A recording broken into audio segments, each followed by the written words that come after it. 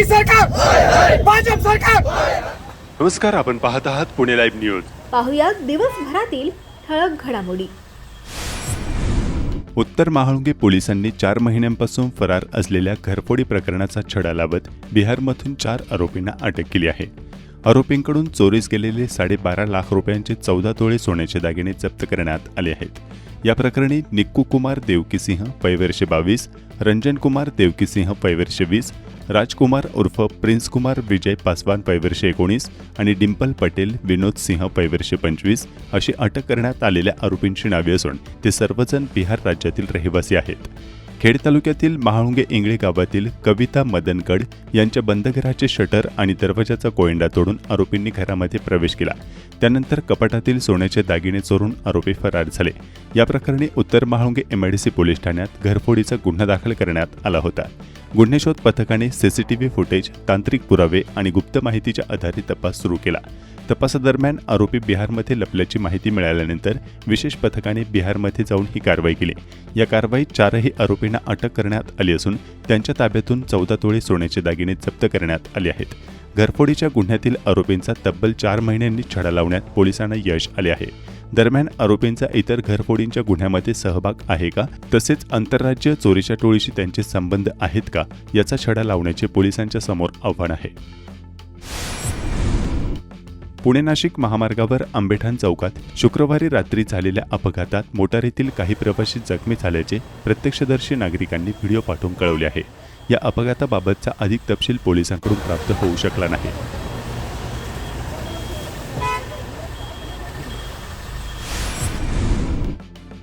अल्पवयीन मुलीच्या विवाहासाठी बनावट आधार कार्ड, आंबेठाणमध्ये गुन्हा दाखल।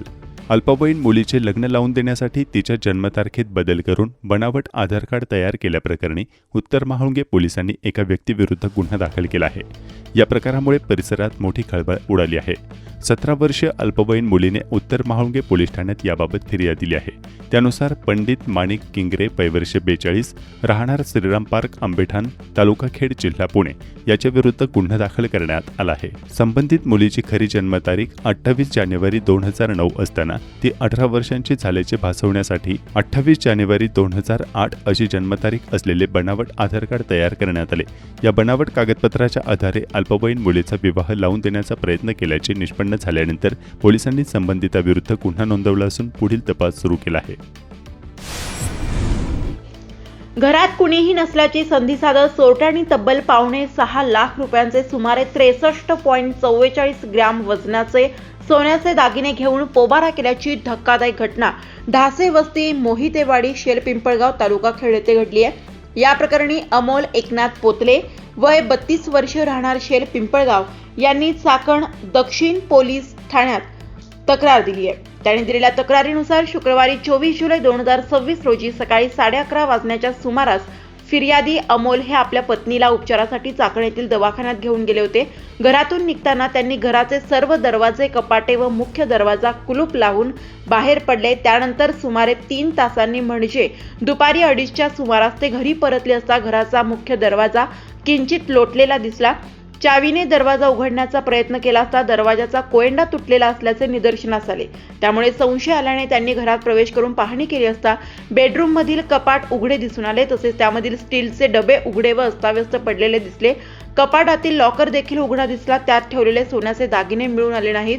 त्यांच्या घरातून सुमारे 15 ग्रॅम वजनाचे सोन्याचे गंठण, 10 ग्रॅम वजनाच्या सोन्याच्या 3 अंगठ्या, सुमारे 10.5 ग्रॅम वजनाची सोन्याची अंगठी तसेच आणखी काही वेगवेगळ्या वजनाच्या अंगठ्या असे सुमारे 63.44 ग्रॅम सोन्याचे सुमारे 5,70,960 रुपये किमतीचे दागिने अज्ञात चोरट्यांनी लंपास केल्याची घटना समोर आली आहे। याच सोन्याची सध्याच्या बाजारभावानुसार यापेक्षा आणखी कितीतरी पट अधिक किंमत आहे। दरम्यान चाकण दक्षिण पोलिसात या प्रकरणी अज्ञात चोरट्यांवर गुन्हा दाखल करण्यात आलेला असून पोलीस पुढील तपास करत आहेत। खेड तालुक्यातील वाशेरे गावात महिनाभरापासून नेटवर्क नसल्याच्या तक्रारी स्थानिक नागरिकांनी केल्या आहेत। वाशेरे भागात केवळ जिओ नेटवर्क आहे। BSNL या भागातून कुणाच्या हितासाठी हद्दपार झाली असा प्रश्न उपस्थित केला जात आहे। दरम्यान केवळ जिओ नेटवर्क या भागात उपलब्ध असून त्यांच्या ग्राहक सेवा प्रतिनिधींकडे तक्रारी करून देखील काही एक उपयोग होत नसल्याचे स्थानिक नागरिक सांगत आहेत। मावळ भागात व धरण क्षेत्र परिसरात गेल्या काही दिवसांपासून संततधार पाऊस पडत असल्याने इंद्रायणी नदीच्या पाण्याच्या पातळीत वाढ झाली आहे. आळंदीमध्ये दुथरपा नदीघाट नागरिकांसाठी बंद करण्यात आला असून पोलीस प्रशासन व आपत्ती व्यवस्थापनाचे कर्मचारी नदीघाटावर तैनात करण्यात आले आहेत. चासकमान धरण प्रशासनाकडून भीमा नदीकाठच्या सर्व नागरिकांना सूचित करण्यात आले आहे की चासकमान धरण सद्यस्थितीमध्ये 98.23% भरलेले आहे. पाणलोट क्षेत्रात सातत्याने पाऊस चालू असून धरणामध्ये मोठा येवा प्राप्त होत आहे. तरी धरणात प्राप्त होणारा येवा व पाणलोट क्षेत्रातील पर्जन्यमान विचारात घेऊन धरणातील पाणीसाठा नियंत्रित करण्याकरिता धरणाच्या सांडव्यावरून भीमा नदीमध्ये शनिवारी दिनांक 25 जुलै 2026 रोजी रात्री 9:30 वाजता 2710 क्युसेक वाढ करून 5465 क्युसेक इतका विसर्ग करण्यात येणार आहे. आवश्यकता भासल्यास सदर विसर्ग कमी अथवा जास्त करण्यात येऊ शकतो. तरी भीमा नदी काठच्या सर्व नागरिकांना सूचित करण्यात येते की कृपया कोणीही नदीपात्रात उतरू नये असे आवाहन करण्यात आले. अवघ्या महाराष्ट्राचे आराध्य दैवत असलेल्या पंढरपूरच्या विठ्ठल रुक्मिणीची आषाढी एकादशीची शासकीय महापूजा शनिवारी 25 जुलै 2026 रोजी पहाटे 2:30 वाजता मुख्यमंत्री देवेंद्र फडणवीस व त्यांच्या पत्नी अमृता फडणवीस यांच्या हस्ते भक्तिभावाने व उत्साहाने संपन्न झाले. यावेळी मानाचा वारकरी म्हणून उपस्थित राहण्याचा मान बाळासाहेब माधव माने व त्यांच्या पत्नी प्रभावती बाळासाहेब माने राहणार गौरगाव तालुका कळंब जिल्हा धाराशिव या शेतकरी दाम्पत्याला मिळाला. आषाढी एकादशीच्या शासकीय महापूजेसाठी मुख्यमंत्री देवेंद्र फडणवीस हे शुक्रवारी दुपारीच पंढरपुरात दाखल झाले होते.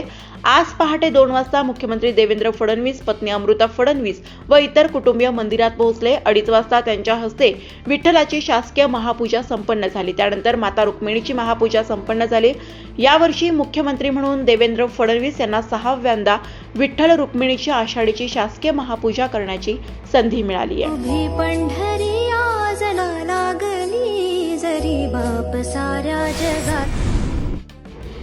श्री क्षेत्र पंढरपूर येथे श्री ज्ञानेश्वर महाराज संस्थान कमिटी आळंदी देवाशीद्वारे उभारण्यात येणाऱ्या भव्य भक्त निवास इमारतीचा भूमिपूजन सोहळा आषाढ शुद्ध एकादशीच्या पावन मुहूर्तावर मुख्यमंत्री देवेंद्र फडणवीस यांच्या शुभहस्ते अत्यंत उत्साहपूर्ण व भक्तिमय वातावरणात पार पडला.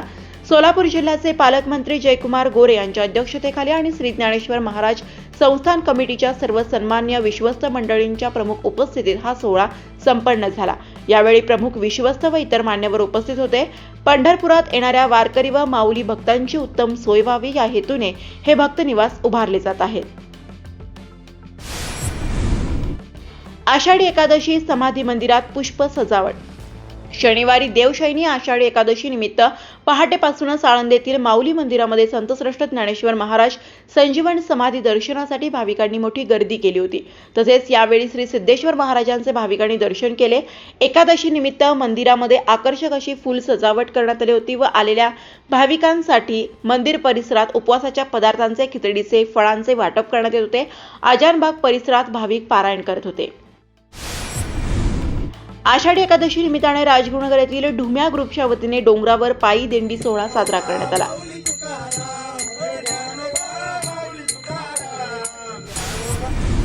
पवित्र देवशयनी एकादशी निमित्त साधून राजगुरुनगर शहरातील बाल वारकरी यांच्या वतीने भर पावसातही गावात पायी दिंडीचे आयोजन करण्यात आले होते. आज देवशयनी आषाढी एकादशी निमित्त भैरवनाथ मंदिर कडूस या ठिकाणी बजरंग दलाच्या कार्यकर्त्यांनी सत्संग कार्यक्रमाचे आयोजन केले होते. विश्व हिंदू परिषद बजरंग दल कडू शाखेचे पदाधिकारी यावेळी उपस्थित होते. चातुर्मास निमित्ताने जैन साधू सिद्धसेन विजयजी महाराज यांचे चाकणला स्वागत.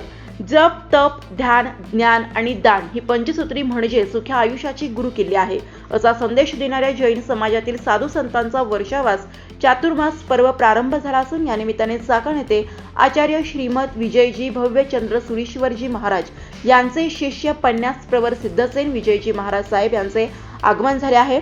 चाकण जैन संघाच्या वतीने भव्य शोभायात्रेचं त्यांचे स्वागत करण्यात आले. चातुर्मास निमित्त विविध कार्यक्रमाचे आयोजन करण्यात येणार असल्याची माहिती अध्यक्ष संजय ओसवाल यांनी दिली. चातुर्मास प्रवेश निमित्ताने गुरुपूजन सोहळ्याचे आयोजन करण्यात आले होते. या सोहळ्याचा मान मिहिर शहा पुणे यांनी घेतला. कार्यक्रमासाठी श्वेतांबर जैन मूर्तीपूजक संघ चाकण, राजेंद्र सुरी जैन युवक मंडळ महाळुंगे, वर्धमान जैन स्थानकवासी संघ चाकण, नौकार ग्रुप सौभाग्य महिला मंडळ आदींनी परिश्रम घेतले. नीट पेपर फुटी प्रकरणात विद्यार्थ्यांचा देशभरात झालेला तीव्र आक्रोश आणि आंदोलनानंतर शिक्षण मंत्री धर्मेंद्र प्रधान यांनी दिलेल्या राजीनाम्याला पंतप्रधान नरेंद्र मोदी यांनी अखेर मंजुरी दिली आहे. प्रधान यांच्या राजीनाम्याने तरुण वर्गातून समाधान व्यक्त होत आहे. खेड तालुक्यातील तरुणांनी देखील या राजीनाम्याचे जोरदार स्वागत केले. दरम्यान धर्मेंद्र प्रधान यांच्या राजीनाम्यानंतर केंद्रीय शिक्षण मंत्री पदाचा अतिरिक्त प्रभार आता प्रल्हाद जोशी यांच्याकडे सोपवण्यात आलाय. राजीनाम्यानंतर social media platform Xavier post करत धर्मेंद्र प्रधान म्हणाले, मी पहिल्या दिवसापासून या घटनेची नैतिक जबाबदारी स्वीकारली आहे. जंतर मंतरवरील निर्माण झालेल्या परिस्थितीचा देशविरोधी शक्तींनी गैरफायदा घेऊ नये आणि देशाची एकता अबाधित राहावी म्हणूनच मी हा निर्णय घेतलाय. पंतप्रधानांच्या नेतृत्वाखाली देशसेवेची संधी मिळाली, याबद्दल मी आभारी आहे. अभी तो ये अंगड़ाई है, आगे और लड़ाई है, अभी तो ये अंगड़ाई है. चाकण शिक्रापूर रस्त्याची नुकतीच डागडुजी करण्यात आली होती. मात्र पुन्हा एकदा या रस्त्यावर खड्ड्याचे साम्राज्य निर्माण झाले. त्यामुळे अनेकदा या मार्गावर चाकणमधील तळेगाव चौकापासून पुढे वाहतूक कोंडी होत असल्याचं चित्र पाहायला मिळत आहे.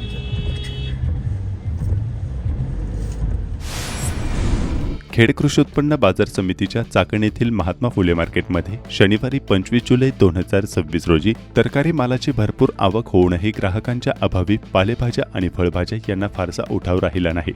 आषाढी एकादशीच्या उपवासामुळे फळभाज्या आणि पालेभाज्यांना अपेक्षित ग्राहक नसल्यानं हा शेतमाल शनिवारी पडून राहिल्याचे आडते व विक्रेत्यांनी सांगितले.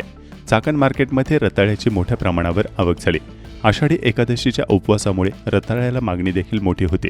चाकण मार्केटमध्ये रताळ्याला प्रति किलोस 8 ते 10 रुपये असा भाव मिळाल्याचे आडते, शेतकरी व विक्रेत्यांनी सांगितले.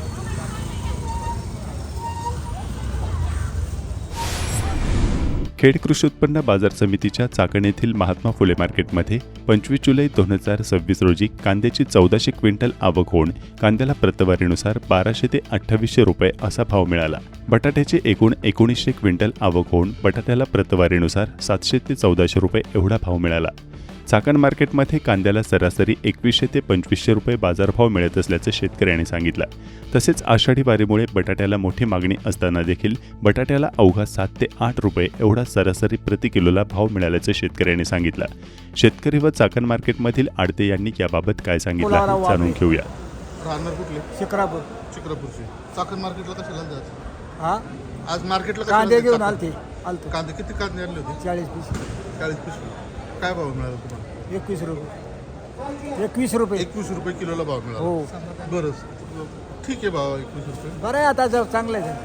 तर आता तुम्ही अचानक मार्केटला का घेऊन आले? तो ठेवलेला कांदा खराब व्हायला लागला इथून पुढं खराब व्हायला लागला कांदा आता. का बरं, कशामुळं? की एखादा कांदा सडला ना तो दुसऱ्या कांद्याला मार देतो. त्याच्यामुळे कमी त्याची गुणवत्ता ढासळती ना, पत्ती राहत नाही त्याला. बरं, ठेवायचं साधन नाही आपल्याला, वखार नाही. वखार नाही म्हणजे पिशामध्ये ठेवला होता ना, तो आता खराब व्हायला लागला. त्याच्यामुळे घेऊन आलो. बटाट्याचं उत्पादन जास्त असल्यामुळे UP, MP, गुजरात सगळीकडे ओव्हरफ्लो बटाटे उत्पादन आहे. त्यामुळं बटाटे अख्ख्या ऑल इंडिया देशात पाठवून सुद्धा भरपूर प्रमाणात असल्यामुळं बटाट्याची क्वालिटी खराब झाली. नको म्हटलं तरी बळं पाठवतात आणि बटाट्याचे भाव 8 रुपयापासून 12 रुपयापर्यंत आहे. मग त्यामध्ये जास्त करून आग्रा आहे, गुजरात आहे, इंदोर आहे. तर इंदोरचे फक्त बाजार टिकून आहे 14 ते 15 रुपये आणि बटाट्याची क्वालिटी बिघडल्यामुळे सडतात. नाशवंत माल असल्यामुळे एकमेकाला ते खराब करतात. म्हणून आज तुम्ही प्रत्यक्ष बघितलं असेल की बटाट्याची पोतीच्या पोती उतरून वतून निवडून घ्यावं लागली आणि गिऱ्हाईकाचं प्रमाण हे जरी असलं भरपूर तरी मालच प्रमाणापेक्षा जास्त येत आहे. नीट परीक्षा पेपरफुटी प्रकरणी भाजप सरकारविरोधात दिल्ली येथील जंतर मंतरवर सुरू असलेल्या आंदोलनादरम्यान लाठी हल्ला केल्याप्रकरणी खेड तालुका उद्धव ठाकरे शिवसेना पक्षाच्या वतीने राजगुरुनगर येथे रस्ता रोको व धरणे आंदोलन करण्यात आले आहे. सेनेच्या पदाधिकाऱ्यांसह विद्यार्थ्यांनी देखील या घटनेचा निषेध केला. शनिवारी 25 जुलै 2026 रोजी झालेल्या या आंदोलनात शासनाच्या विरोधात तीव्र रोष व्यक्त करण्यात आला. नीट पेपर लीक करणाऱ्या शिक्षण मंत्र्यांना मी जाहीर निषेध करते. तर आपल्या सरकारने पण आपल्याला इथे सपोर्ट केलं पाहिजे. मी पण JEE स्टुडंट आहे. माझ्यावरही असं कधी काय तरी होऊ शकतं. रिनीट देणं सोपं नसतं, कारण मुलं एवढे दिवस अभ्यास करतात. मुलं पण डिप्रेशनमध्ये जातात, कारण एक पेपर देणार त्याच्यानंतर परत महिनाभर पेपर देण्याचं त्यांनी विचारही केलेला नसतो की आपल्याला पुढे जाऊन परत महिनाभर अभ्यास करायचा आहे. तर मग मी ज्यांनी नीट पेपर लीक केला त्या सगळ्या शिक्षण मंत्र्यांचा जाहीर निषेध करते. धन्यवाद. भविष्य ज्यांनी उद्ध्वस्त केलं याचा शिक्षण मंत्र्यांचा या शिक्षण मंत्र्यांचं करायचं काय? अनेक गोष्टी तुमच्या लेकरांना मोदी सरकार भाजप सरकार. जाहीर निषेध करण्यासाठी तालुक्यातील अनेक नागरिक या ठिकाणी जमले. महाविद्यालयात येता 12वी इयत्तामध्ये शिकणारी विद्यार्थी